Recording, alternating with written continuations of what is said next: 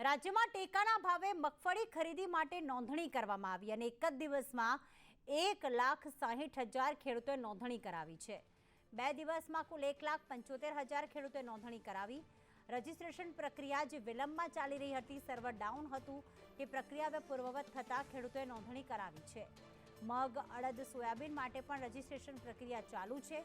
9,000 કરતાં વધુ VCE દ્વારા રજીસ્ટ્રેશનની કામગીરી થઈ રહી છે।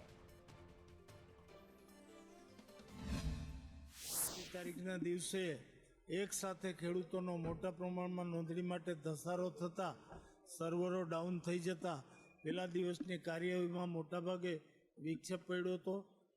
એ વિક્ષેપને અમારા ખાતાના અધિકારીશ્રીઓએ મોટાભાગના પ્રશ્નો દૂર કરી અને બીજા દિવસે વ્યવસ્થિત નોંધણી ચાલુ થઈ હતી અને મને મળેલી છેલ્લી માહિતી પ્રમાણે અત્યાર સુધીમાં લગભગ 2.5 લાખ જેટલા ખેડૂતોનું રજીસ્ટ્રેશન ઓનલાઈન થઈ ગયું છે અને એમાં લગભગ 1,60,000 જેટલા તો માત્ર મગફળી વેચવા માટે ખેડૂતોએ ઓનલાઈન નોંધણી કરાવી છે।